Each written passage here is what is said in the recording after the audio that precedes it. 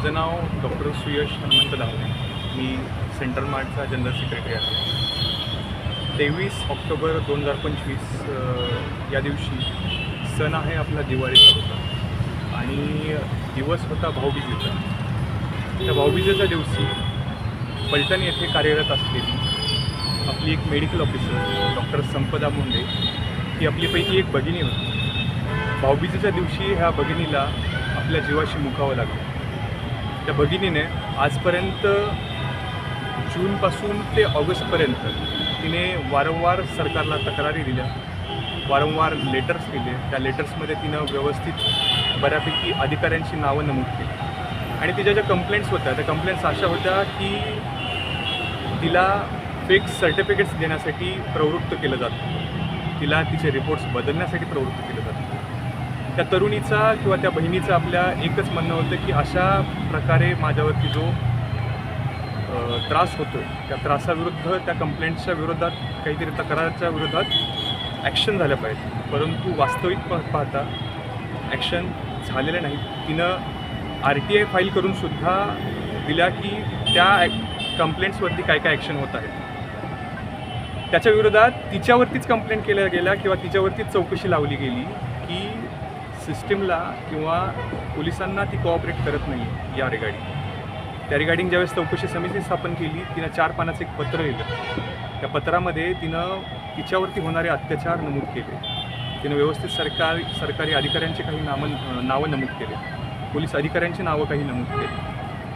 त्या अधिकाऱ्यांबद्दल तिनं व्यवस्थित तिच्या व्यथा मांडल्या आणि त्या 4 पानाच्या लेटरमध्ये तिनं नमूद केलेलं की जर माझ्या जीवाला काही हानी झाली, इजा झाली तर याला सर्वस्वी जबाबदार ते प्रशासन होईल किंवा त्या अधिकाऱ्यांची ज्यांची नावं नमूद केली ते लोक राहील. याच्या व्यतिरिक्त तिनं ज्या लोकांवरती आपल्या मृत्यूच्या वेळी हातावरती नाव लिहून कंप्लेंट केलेलं आहे किंवा ज्या लोकांवरती तिनं सांगितलेलं आहे की ह्या लोकांनी मानसिक आणि शारीरिक छळ केले आहे, त्या लोकांबद्दलसुद्धा तिनं त्या चौकशीच्या लेटरमध्ये 4 पानाच्या क्लिअर कट नमूद केलेलं होतं की हे लोक तिच्या इमर्जन्सी ड्युटीजमध्ये येतात, इमर्जन्सी ड्युटीजमध्ये येऊन डॉक्टर चेअरवरती बसून तिला धमक्या देण्यात आलेल्या आहेत. असा सर्व जो प्रकार आहे, ह्या अशा सर्व प्रकारावरती काहीतरी ॲक्शन व्हायला पाहिजे होती, परंतु ते झालेलं नाही. तर आमची मागणी जी आहे, आमच्या पूर्ण डॉक्टर फॅटर्निटीची जी मागणी होती की या सगळ्या प्रकरणाबद्दल SIT स्थापन व्हावी किंवा SIT गठन व्हावी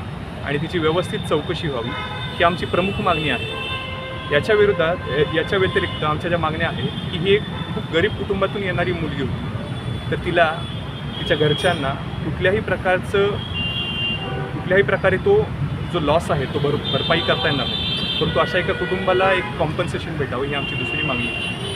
आमची तिसरी जी मागणी होती ती त्या ज्या लोकांची आजपर्यंत नावं लिहिली आहेत त्या सगळ्या लोकांवरती कारवाई व्हावी. आणि आज हे प्रकरण झालेलं आहे ते झालेलं आहे, परंतु हे खूप असं प्रकरण भविष्यात कधीही उद्भवू नये यासाठी डॉक्टरांच्या सुरक्षेसाठी, डॉक्टरांच्या हक्कासाठी काहीतरी ठोस पावले उचलणं खूप गरजेचं आहे. त्याच्यासाठी काही ॲक्ट्स तयार करणं खूप गरजेचं आहे.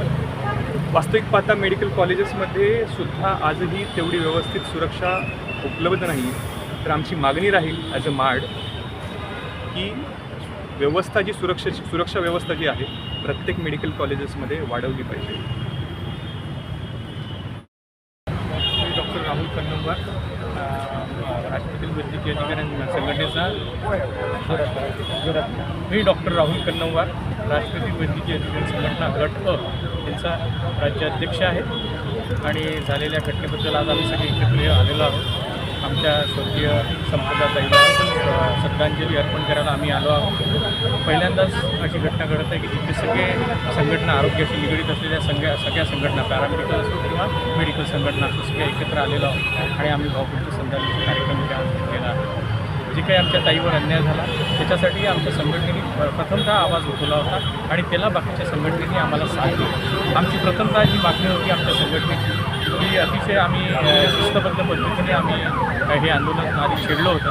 त्याच्यात आम्ही 27 तारखेपासून प्रत्येक जिल्ह्यात आमच्या संघटनेच्या पदाधिकाऱ्यांनी जाऊन निवेदन सादर केली होती जिल्हाधिकाऱ्यांना आणि आमच्या आंदोलनाची दिशा त्यांना कळवली होती. त्यानंतर आमची मागणी जी होती त्याच्यात सर्वप्रथम आमची मुख्य मागणी जी होती किंवा महिला म्हणजे जिच्यावर अन्याय झाला आहे तिची SIT मार्फत तिची तपासणी करण्यात यावी आणि विशेष करून त्याच्यात महिला अधिकारी असतात.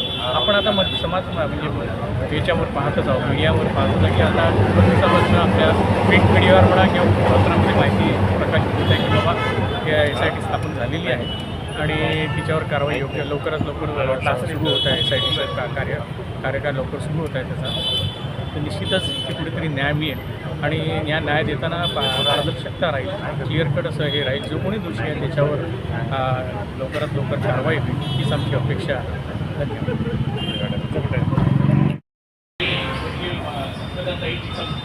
ती आमच्या आरोग्य संस्थेमध्ये कार्यरत होती आणि आमच्या आरोग्य संस्थेमध्ये कार्यरत असताना सुद्धा एवढे सगळे लोक एकत्र आले की बाब फार महत्त्वाची आहे. म्हणजे त्या मॅटरची सिव्हिरिटी किती आहे हे आपल्या लक्षात घ्यायला पाहिजे.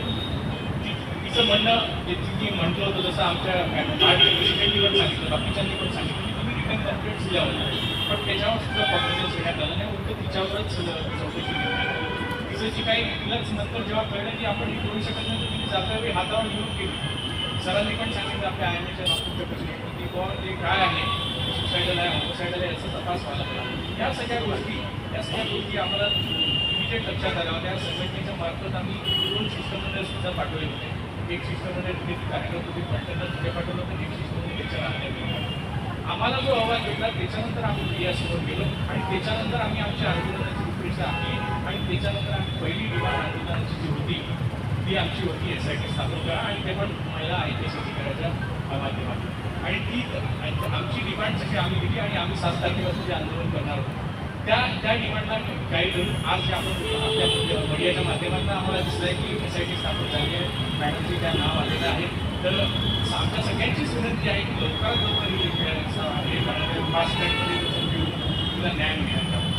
कारण की या गोष्टी वारंवार घडत असताना आणि अशा प्रकारचं आपण प्रोटेस्ट करण्याचं जे चुकीचं आहे. आमची कुठेतरी आम्ही जे गव्हर्नमेंटमध्ये काम करत आहे किंवा आपले जे काही प्रायव्हेट प्रॅक्टिसनर आहे त्यांच्यावर सुद्धा जे काय व्हॅल्यू असतं ते कुठेतरी थांबायला पाहिजे. ते कुठेतरी त्याला कॉग्निजन्स घ्यायला पाहिजे आणि प्रोटेक्शन ॲक्ट स्ट्रिक्टली अंमलात आला पाहिजे अशी आमची विनंती आहे. शासनाने लवकरात लवकर करेल आमची SIT. आता बऱ्याच आधीच्या वक्त्यांनी डॉक्टर संपदा मुंडे यांचा कसा दुर्दैवी मृत्यू झाला हे आपण सगळ्यांना सांगितलेलं आहे. पण प्रत्येक वेळ कुठल्या डॉक्टर बंधूचा किंवा डॉक्टर भगिनीचा असा व्यवस्थेच्या आकाशापोटी मृत्यू होतो, तिला आत्महत्या करण्यास भाग पाडल्या जाते आणि एक उच्च शिक्षित तरुणी एका शेतकरी कुटुंबातील आणि ती स्वतःचं जीवन संपवते. याआधी देखील अनेक अशा प्रकरणामध्ये आपण एकत्र होतो, श्रद्धांजली अर्पण करतो. पण माझी याचा निश्चित काही ना काही त्यांना न्याय मिळण्यात फायदा होतो. पण कुठेतरी आपण खरंच त्या कुटुंबाला त्या डॉक्टर व्यक्तीला न्याय मिळाला का याची देखील शहानिशा करायला पाहिजे. जर आपण त्याची शहानिशा केली तर अशा घटना ज्या घडतात त्याचं प्रमाण नक्की कमी होईल. आज आपण सर्व इथे एकत्रित आलो. IMA, MARC, मॅक्रो, राजपत्रित संघटना, महाराष्ट्र राज्य वैद्यकीय शिक्षक संघटनेचा प्रतिनिधी म्हणून मी आज इथे आलेलो आहे.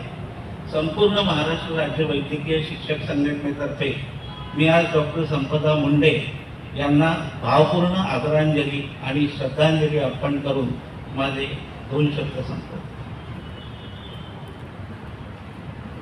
धन्यवाद सर.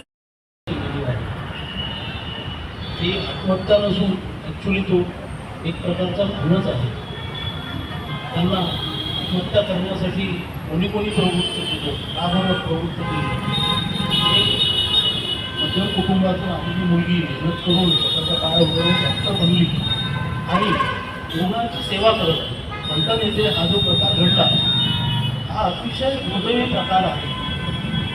आणि डॉक्टर म्हटलं दे आर द लाईफ सेवर्स,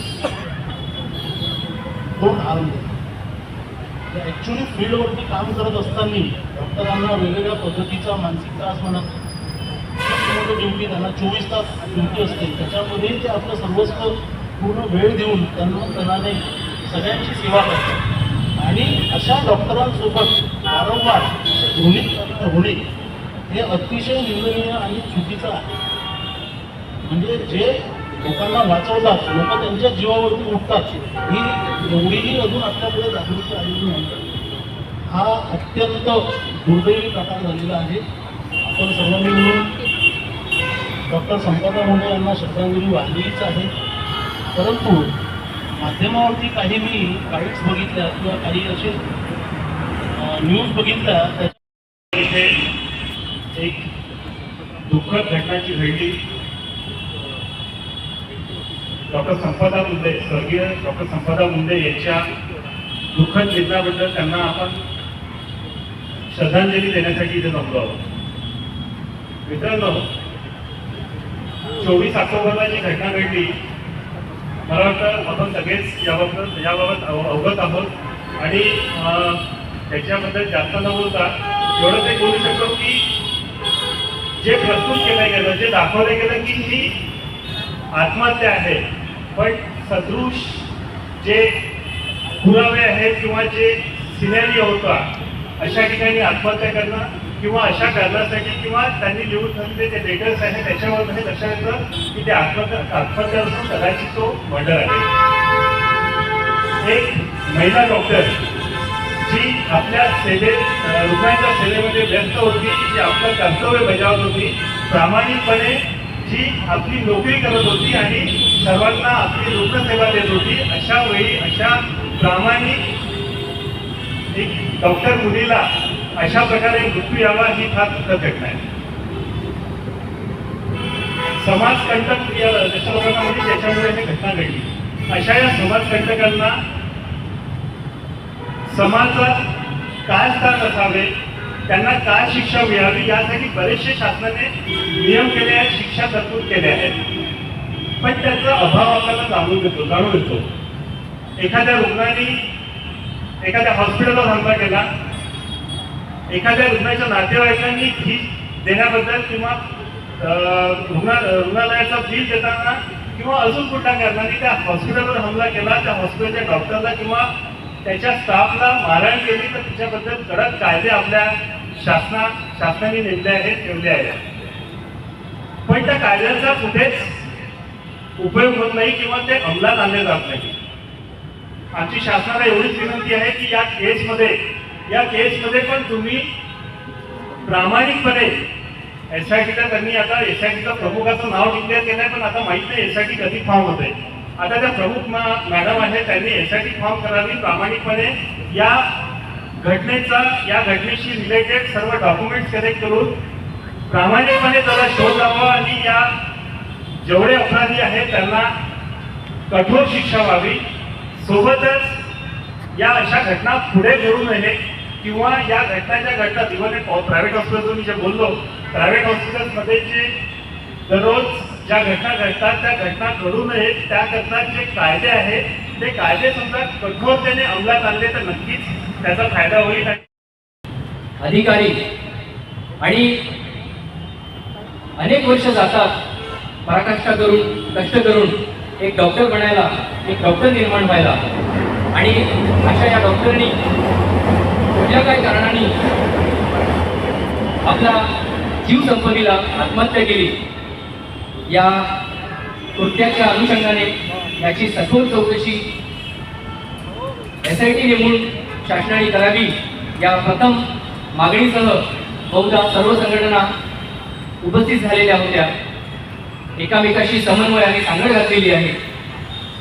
त्याबाबत कालच SIT नेमल्याच्या बाबत आम्हाला कळाले असून दुसऱ्या विशेष मागणीच्या बाबत की असे कुठले घटक असतात, असा कुठला दबाव असतो की एका अधिकाऱ्याला आपल्या आत्महत्येसाठी प्रवृत्त होण्या इतपत लोकांची भूमिका घेण्यासाठी समोर यावं लागतं, हा निर्णय घ्यावा लागतो. त्या अनुषंगाने शासनासोबत विविध संघटनांची बैठक व्हावी आणि जो काही शासकीय कर्मचाऱ्यांवर किंवा डॉक्टरांवर कामकाजाचा कार्यशैलीचा ताण आहे त्या ताणातनं निर्वाह व्हावा या अनुषंगाने शासनाने ठोस पावलं उचलावी, कठोर निर्णय घ्यावे. आजच्या या श्रद्धांजली कार्यक्रमाला मॅग्नो, IMA, माड, महासंघ या सगळ्या उपस्थित मान्यवरांना त्यांच्या उपस्थितीबाबत सगळ्यांचे स्वागत आणि धन्यवाद.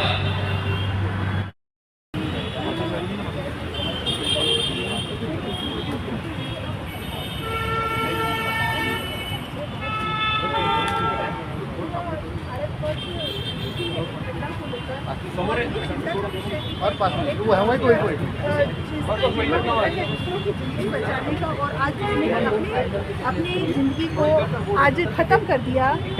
वो कौन से कारण हो सकते हैं जो आज मजबूर हो गई वो महिला डॉक्टर, जिसकी वजह से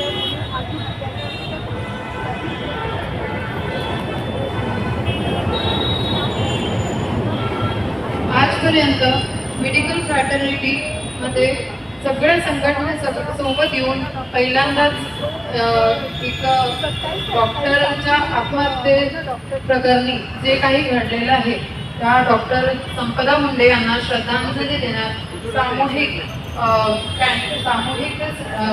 श्रद्धांजली आपण इथे अर्पण करत आहोत. सब लोग ऊपर करो ना, अच्छे से ऐसे ऊपर करो ना. आपल्यासोबत विविध संघटने जसे मार्ट, MSMTA, मॅग्मो, IMN नागपूर, राजपत्रित अधिकारी महासंघ यांचे पदाधिकारी आणि प्रतिनिधी इथे उपस्थित आहेत. मी सगळ्यांना, सगळ्या प्रतिनिधींना आणि सगळ्या उपस्थित इथे आपल्या डॉक्टर बंधू भगिनींना विनंती करते 2 मिनिट डोळे बंद करून डॉक्टर संपदा मुंडे यांना श्रद्धांजली अर्पण.